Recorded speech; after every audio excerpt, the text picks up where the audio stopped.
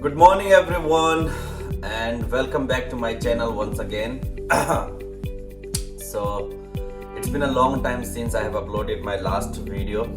Actually, I was a bit busy in my uni assignments and all those uni classes and stuff, so that's why I couldn't make any other video.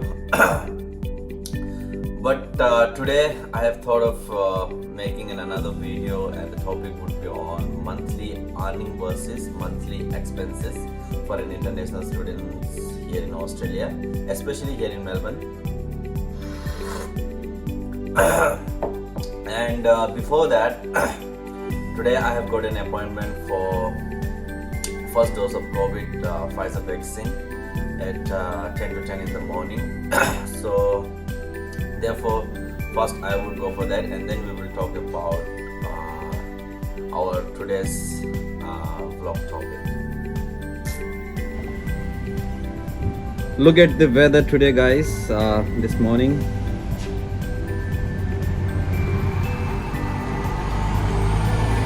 this is the outside view of my house.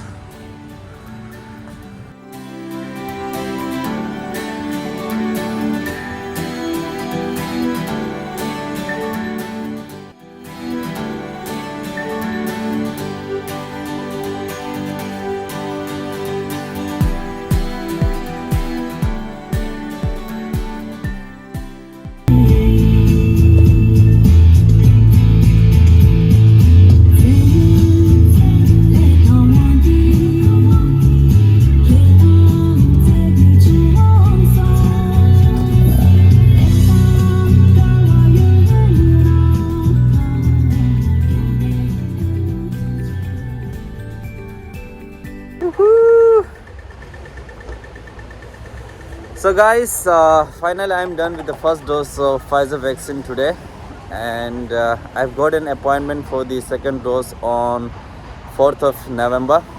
That means still I have got an 1.5 months time for the second dose, but that's all right. Actually, I wanted to shoot inside, but filming and photography was not permitted inside, so that's why I couldn't shoot.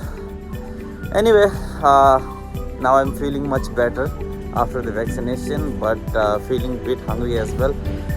So because I haven't eaten anything from the morning, so now let's go to Hungry Jack's and have something to eat. Now I am on my way to Hungry Jack's, and after that, I will go to home, and then we will talk about monthly earning versus monthly expenses.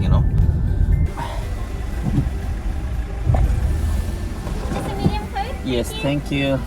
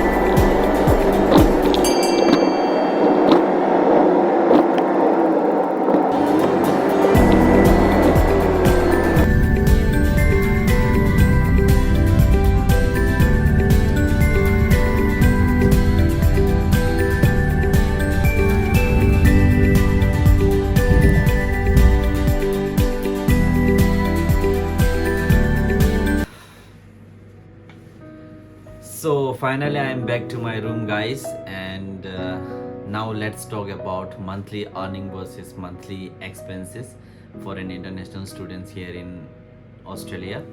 So without wasting any time, let's begin with monthly earning first. Like what kind of jobs that an international students can do here and how much they can earn in a month. So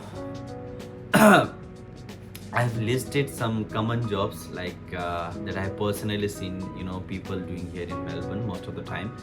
So I've listed those jobs as you can see on my monitor screen here.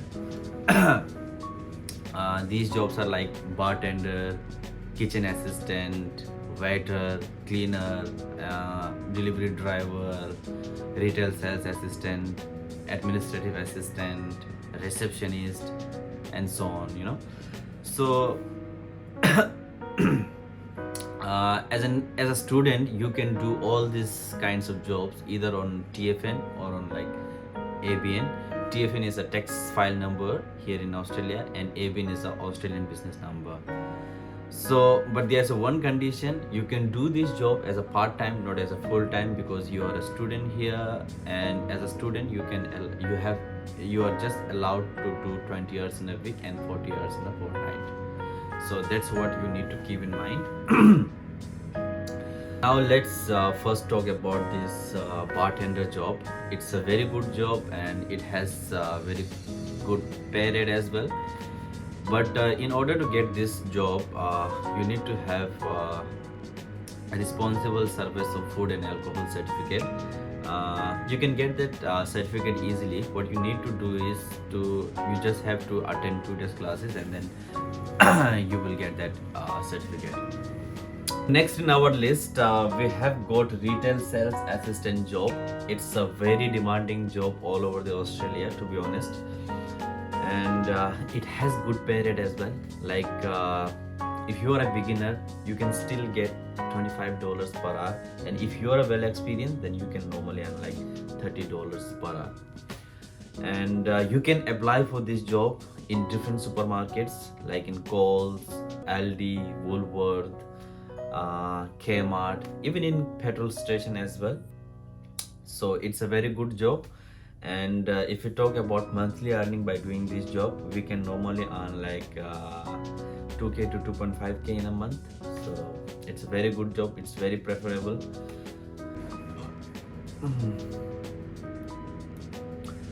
So now let's talk about kitchen assistant. This job is also very good, and it has good pay rate as well. And this job is specifically like good for people who want to become a good chef in a future. And like normally the pay rate starts with like $20 per hour, but if you are a well experienced person in this field, then you can easily get $25 or $30 per hour.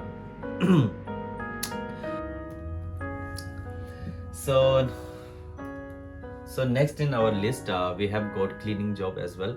So I've seen so many people and students, doing cleaning job as well. Actually, it's not a bad job. It's a very good. What you have to do is you normally have to clean all the houses, and like kitchen areas, living room, sometimes even bathrooms and toilets as well. But it has good pay rate. You can get $25 to $30 per hour. So you can do that. So in our next list, we have also got administrative assistant job as well. So it's a kind of professional job because you need to work inside the office with your seniors, handling different office tasks. Sometimes you need to create presentations. Sometimes you need to generate different reports and so on. And actually it has a very good pay rate, a very high pay rate. If you are a beginner, you can still get $25 per hour, and gradually you can earn $30 to $35 per hour. So very good pay rate. And talking about the monthly earning by doing this job, 20 hours in a week, you can estimately earn around 2.5k to 3k in a month. So finally, I have also got a delivery driver job in my list, as you can see on my screen here. Actually, it's a kind of a similar to Uber Eats food delivery job. You can get this job in different supermarkets, like as I mentioned before, like Coles, Aldi, Woolworth, and Kmart, and so on.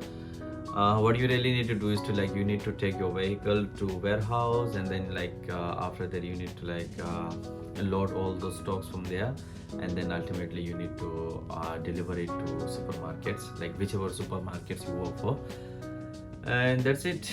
And talking about the pay rate per hour, like it normally starts from like $25 to $30, but if you are a beginner you can get like $25 per hour. And talking about monthly earning, like you can normally earn like 2k to 2.5k in a month.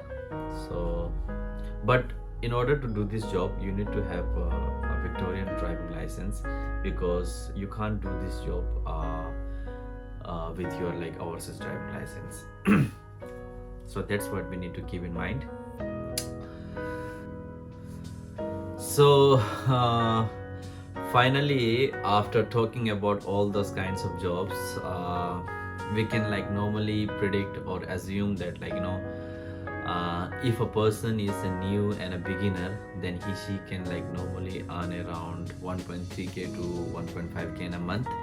And if a person is an experienced and old, then like she can normally earn around 2k to 2.5k in a month.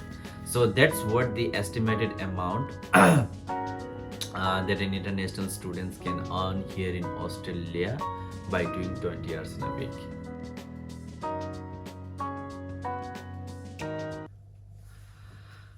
So now let's talk about the monthly expenses, like how much you have to spend in a month. So let's begin with the house rent.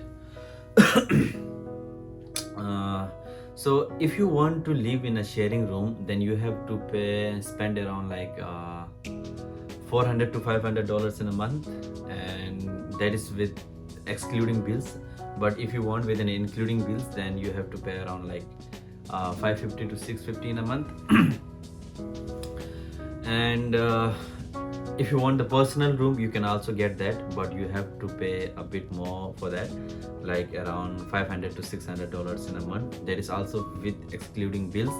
But if you want with an including bills, then you have to pay around like $600 to $700 in a month. And you can also live in apartments in city, but apartments are quite expensive. So but still, if you want to live in an apartment, then you have to pay around like $700 to like 1k in a month.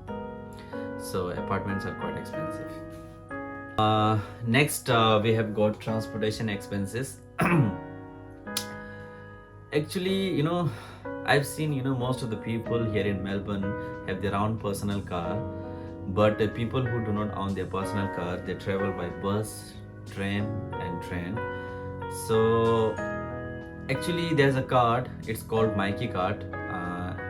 People can use that card to travel either on like bus or on like train or tram, whatever. We can use that card on anywhere. So we can say like around $100 to $150 in a month if a person is a regular traveler by bus, tram or train.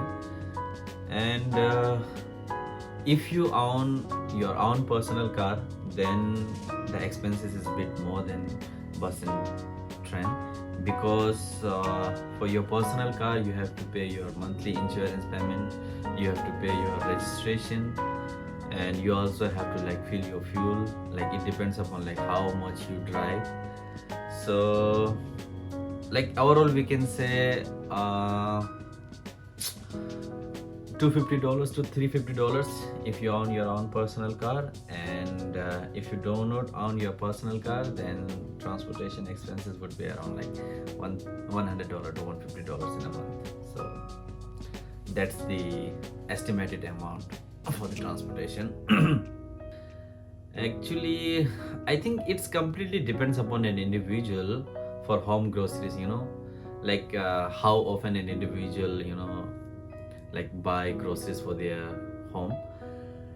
But still, if I give my personal rough estimation for home groceries, then I would say around $100 in a month. And similarly for personal expenses as well, like it's completely depends upon individual. And if I personally say, then I would say like $50 in a month. That's it. So finally, I have got expenses for SIM plan as well. Like there are different SIM plans available here in Australia, like Telstra, Vodafone, Optus, and so on. And I've seen like most of people spend $50 in a month for SIM plan because it has got very good benefits like 100 GB internet in a month and unlimited talks, not only in Australia but in different countries as well. So that's the $50 for SIM plan. And now next move to our final one. Looking at these expenses, we can assume our monthly expenses like $600 for house rent, $100 for transportation, $100 for home groceries, $50 for SIM plan, and $50 for personal expenses. And if you do on your own personal car, then like $350 to $400 for your car registration per 3 months, and $100 for car insurance per month. So overall we can say without owing like personal car, we could say our monthly expenses is around $900 in a month. So that's the expenses for an international students here in Melbourne or in Australia.